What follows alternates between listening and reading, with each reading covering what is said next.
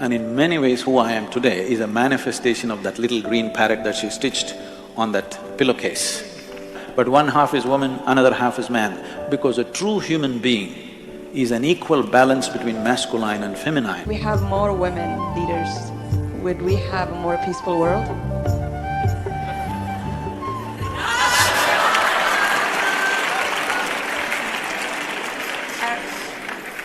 I actually think that right now women have a big responsibility to lead a lot of the transformation that's happening around how we define success, how do we define work, because basically the world as it is now has been designed by men and it's not working.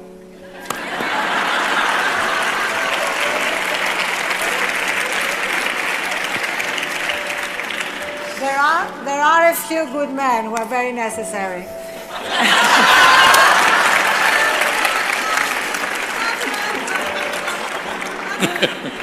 But if you think of it, you know, we had the first women's revolution, which was women getting the vote. The second women's revolution, which was led by Betty Friedan in the States and Gloria Steinem, which is basically having access to every job at equal pay, every position at the top of every field. And now I think there is a third women's revolution, which is redefining what success and work are. So instead of simply saying, I want to be at the top with you where you are, just saying, is this really the best way to run a business? Is this the best way to run our world? And women are saying no. Many, many women are saying we need to actually change the corporate structure in which we are competing, change the political world in which we are competing, not just compete on the terms that men created. And you know what? When these changes happen, and they are happening, men are going to be incredibly grateful.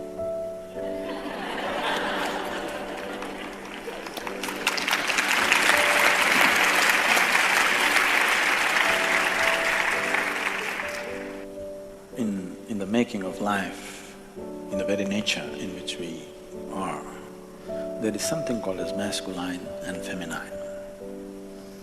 Unfortunately, we have created a world where our idea of success and well-being is overwhelmingly masculine. I'm talking about masculine and feminine. A man is capable of being as feminine as he wishes to be in terms of his thought, in terms of his emotion, when he wishes to be.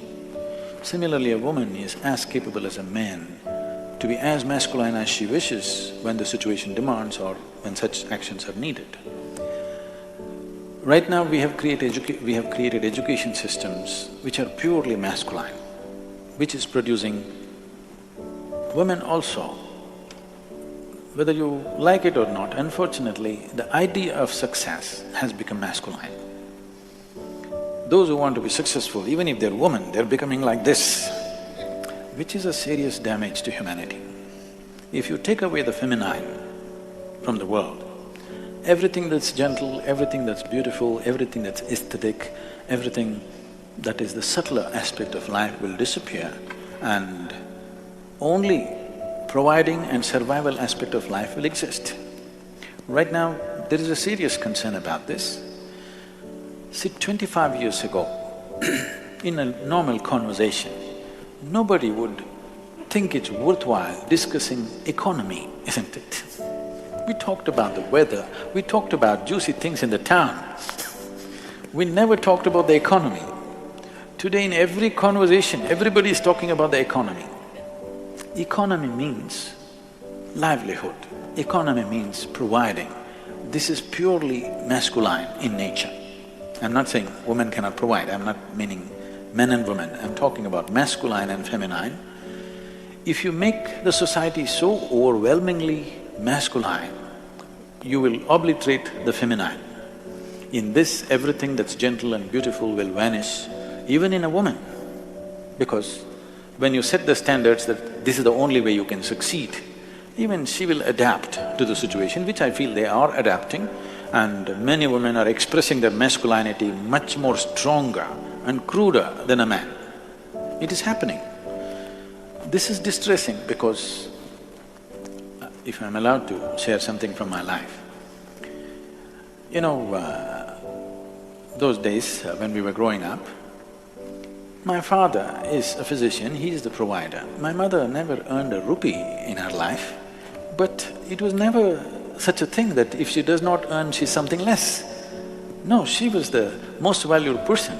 As a child, when I look back and see, with all due respect, when I look back and see in the way my life evolved, I could very easily live without my father, but I cannot imagine my life without my mother. She never earned anything, but that's not the point. Where the money came from didn't make a difference, but how it was done in the home was everything. I must tell you these simple things. She did everything in the house, from stitching to embroidering to cooking to everything, because she wouldn't want anybody else to do it for her husband and children. She wants to do it herself. If we travel somewhere, if we have to sleep, if she saw an empty pillowcase, you know, when you travel somewhere else, there's just white pillowcases, she would say, how can children sleep on empty pillowcases? And she would pull out her needle and thread right there. In 5 minutes, she stitched a small little parrot or a flower. This little green parrot, I stared and I slept. It is so deep in my consciousness today, that little green parrot, because that sense of that caring, I think that little green parrot sank so deep into me, and in many ways who I am today is a manifestation of that little green parrot that she stitched on that pillowcase.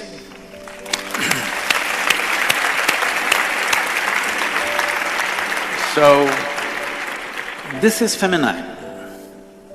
I'm not saying everybody has to embroider, but I'm saying that sense of concern is feminine, and this needs to happen. In the system of yoga, when you know, the Hatha yoga is a common word being used everywhere without knowing the meaning generally. Hatha means… Ha means sun, Ta means moon. That means balancing the masculine and the feminine within yourself.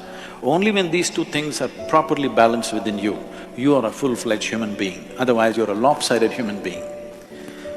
The Adi Yogi, who is the originator of yoga, I know in California you think it's Madonna who did it. Adi Yogi is symbolized as the ultimate symbol of man. And how he is symbolized is, all the images are, one half of him is woman, another half is man. He is the ultimate man, but one half is woman, another half is man, because a true human being is an equal balance between masculine and feminine. And in workplaces, I don't see why gender should even be an issue. Why should you always look at somebody as a man or a woman? You can just look at them as a human being or as a piece of life.